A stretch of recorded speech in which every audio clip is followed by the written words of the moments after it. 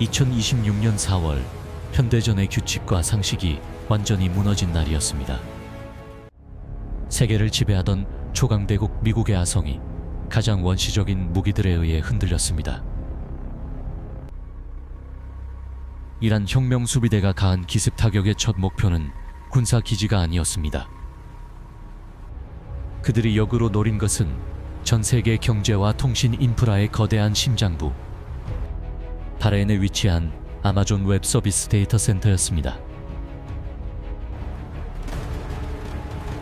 수천억 달러짜리 최첨단 대공방어망조차도 바다 위를 기어오듯 낮게 파고드는 수십만 원짜리 조잡한 자폭 드론 무리를 막아내진 못했죠.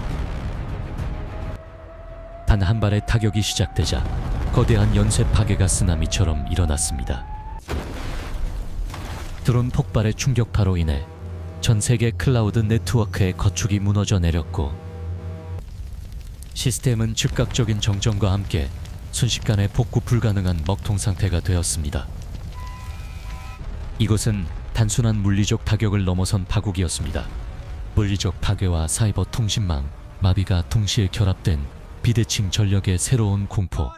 이란이 쥐고 흔든 이 단 한 번의 드론 벌떼 작전은 압도적 무력이라는 미국의 철의 장막을 종이 조각처럼 찢어버린 도발이었습니다.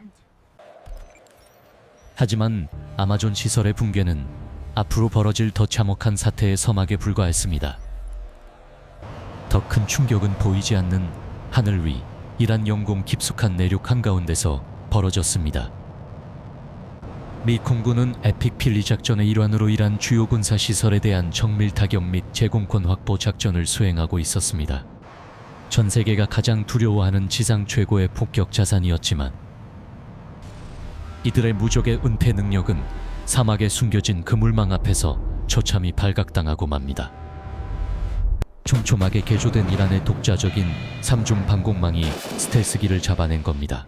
미국의 기술적 무결함이라는 오만함이 완전히 산산조각 나는 찰나 가장 압도적인 무장 탑재력을 자랑하던 폭격기 F-15 한 기가 정밀 포화를 피하지 못하고 공중에서 참혹하게 직격당해 박살났습니다. 파괴된 전투기는 이란 사막 깊은 곳으로 곤두박질쳤습니다. 수많은 이라크와 아프간 전쟁을 승리로 이끌었던 무적 독수리의 날개가 꺾이는 순간 미군의 진정한 굴욕은 아직 남아 있었습니다. 같은 날 지상 최강의 방패라 불리던 공중의 신 스텔스기 F-35. 최신의 스텔스기마저 날카로운 파편의 피격당해 기우뚱거리며 치명상을 입고 맙니다. 스텔스의 자존심은 버려둔 채 날개에 연기를 매달며 이웃 국가로 처절한 비상착륙을 시도해야만 했습니다. 수백억 원짜리 자산들이 허공에서 산산조각으로 추락하던 바로 그 순간, 워싱턴 펜타곤은 극도의 통제 불능 패닉에 빠졌지만 이란 지휘부의 분위기는 극명하게 달랐습니다. 침묵 속에서 조용히 모니터링할 뿐이었습니다. 오히려 결과값을 예측했다는 듯 사령관의 입가엔 희미하고 차가운 미소가 번졌을 뿐입니다. 그리고 이 얼어붙을 듯한 긴장감과 정적 속에서 그들이 여유있게 한 행동은 단 하나였습니다. 따뜻한 홍차를 마시며 미국이 패닉에 빠져 던질 다음 악수가 무엇일지 관망했습니다. 미사일에 맞고 분해되기 직전 941생으로 비상 탈출한 전투기 조종사. 하지만 천운으로 살아남아 그가 밟은 땅은 안락한 우방국이 아니었습니다. 사방 수백 킬로미터가 적으로 빼곡히 둘러싸인 이란 심장부 한가운데였습니다. 구조대가 오기 전까지 숨죽여 추격대를 피해야 하는 먹잇감 신세. 추락 섬광을 본 이란 방위군 부대들이 이미 수색망을 좁히며 접근 중이었습니다. 가장 중요한 기술 정보의 정점이자 사람인 조종사를 잃게 생긴 워싱턴은 미 국방부 합동참모본부와 CIA가 이 역사적 구출 작전에 전격적으로 모든 가용 역량을 투입하기로 결정합니다. 조종사가 숨은 곳으로 수색대가 집중되는 것을 막기 위한 가장 시급하고 유일한 방법, 대대적이고 극비리에 진행되는 사이버 기만 작전을 통해 이란군 통신망의 눈과 귀를 속여버리는 것. 수백 명의 해커가 동원된 CIA 사이버 부대는 이란 방공 레이더망 깊숙이 침투해 가짜 조종사 GPS 좌표를 심어 넣었습니다. 거짓 좌표 신호에 속아 넘어간 이란 수색대 일부가 진짜 피신처가 아닌 반대편 방향 사막으로 틀어지게 만들었습니다. 이 짧고 절묘한 기만으로 만들어낸 단 몇 분의 공백 시간, 미군은 이 바늘 구멍 같은 기회를 놓치지 않았습니다. 조종사를 구출하고 이륙하던 도중 이란 혁명 수비대의 총격으로 헬기 기체에 수차례 총탄이 박히고 탑승 중이던 구조대원들이 가벼운 부상을 입었으나 헬기는 조종사를 태운 채 무사히 이란 영공을 빠져나왔습니다. 그런데 아무도 묻지 않은 질문이 있었습니다. 아무도 확인하지 않은 이름이 하나 더 있었던 것입니다. F-15는 2인승입니다.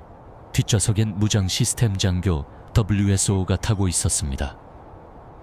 이란 서부 자그로스 산맥, WSO는 착지를 하며 발목에 부상을 입고 적진 산악 지역에 고립됩니다. 그는 바위 사이에 최대한 몸을 숨기고 이란 혁명 수비대는 수색을 하지만 그는 움직일 수 없었습니다. 두 번째 날도 지나갔다.